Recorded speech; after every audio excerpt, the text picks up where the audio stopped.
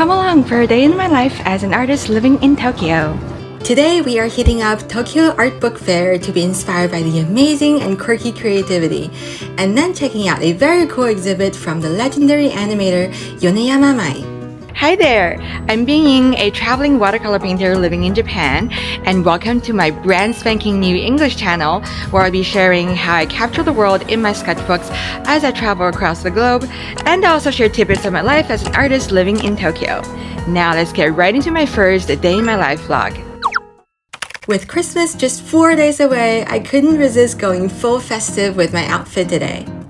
My morning started in Kiyosumi Shirakawa, where I had brunch with a fellow artist duo. The cafe is super cute and pretty, and decorated with such lovely artworks too. The French toast I got was perfectly fluffy, and of course I had to get the seasonal limited drink, which is the pumpkin spice latte. After catching up with great company over great food, we started heading over to the nearby museum where the book fair is held. I always love walking through this neighborhood. You'll pass by these quaint, kinda rundown Showa-era shops right next to the chic modern boutiques and specialty cafes. It's a super interesting contrast that makes this a very unique neighborhood. Speaking of contrast, I genuinely thought this was like a historic landmark or something.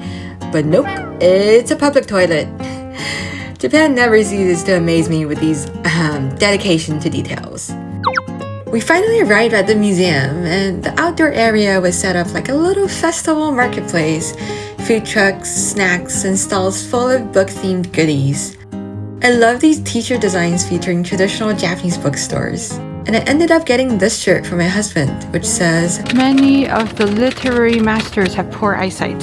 He wears glasses and doesn't read a whole lot, so it's kind of funny. There's a little tiny mobile bookstore tucked inside this truck. It's so cute. And you can really tell every single book was curated with care. Duo made a great find, a book illustrated by one of her favorite artists. It looks like it's about crafting ideas for children. And the cover is made of this like corrugated cardboard. It's perfect for the crafting theme. Okay, brace yourselves. The crowd inside looks intense.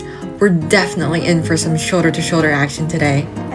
This book fair is dedicated to independent publishers and artists from all over the world. It's full of innovative zines and experimental art books, the kind of unique, tangible works that you just can't find in a standard bookstore. My absolute highlight of the day was this artist, Takako Masuki. She specializes in illustrating yummy Asian food, and she has illustrations from Thai food, Vietnamese, Indian, Chinese, and more.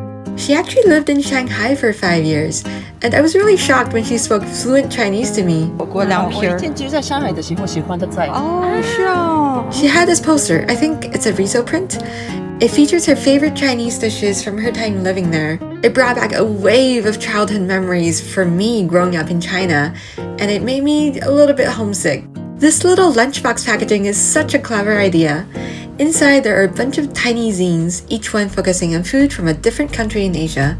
I really wasn't looking to spend money today, but I just had to get these two poster prints of my favorite Thai dishes, Tom Yum Goong and mango sticky rice. I love how these colors go together. The creativity here is just so awe-inspiring. These are nature photos printed on paper that the artist handmade using materials collected from the same location as the photo. It's such a poetic concept. This is an artist from Korea, and this little accordion zine shows sea life from Jeju. It's so adorable. This one is a book sewn from handkerchiefs that the artist designed herself. A super fun idea. And then I saw these acrylic stirring sticks. Do I need stirring sticks? No. Will I ever use them? Probably not. But they're just so freaking cute, and I had to have them. We also found this gacha machine for these really pretty letterpressed cards. Confession time, I have this weird thing for garden eels. I just find them so funny and cute. So I really wanted this one. And Duo got it on her first pull and gave it to me. It made my day. Then our other friend pulled Duo's top choice, the koi fish. It was a happy day all around. And then something totally unexpected happened. I actually got recognized by someone who follows me on Redbook.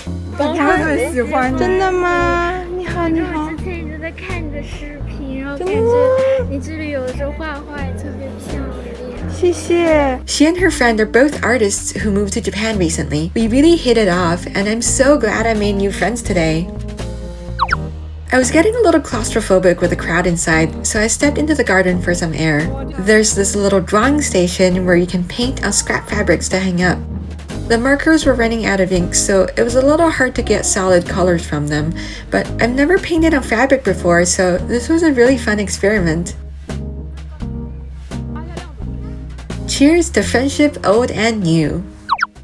Next up on the agenda, we headed to a bookstore in Ginza to see the solo exhibition of Yoneyama Mai, an iconic animator and illustrator.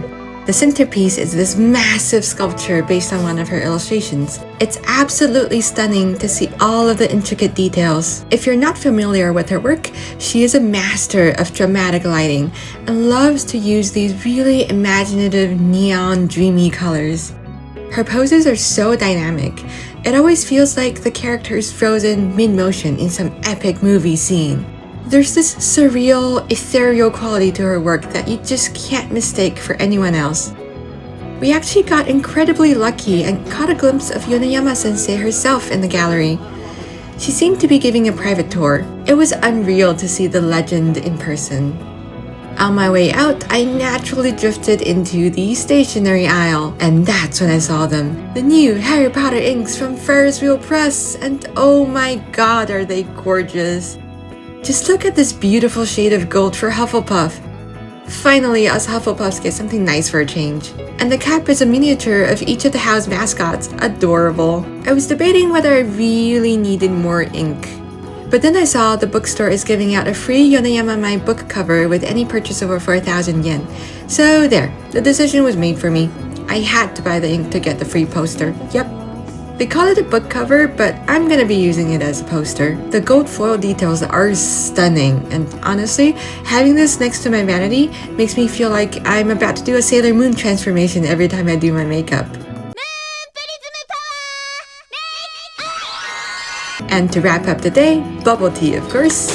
The perfect end to a perfect day. What a day! I actually carried my sketchbook in my little gift box purse the whole time, but I just didn't have any time to sketch. This always happens when I go out in Tokyo. There are just too many beautiful distractions. But don't worry, next time I'll share more of my on-the-go painting process. And since we're closing out the year, my full 2025 sketchbook tour will be coming up very soon. I'll be spending my Christmas and New Year's sketching my way across Thailand and Singapore. So if you want to see more of my travel journals or more of what it actually feels like living in Japan as an artist, make sure to subscribe. Thanks for watching and happy holidays!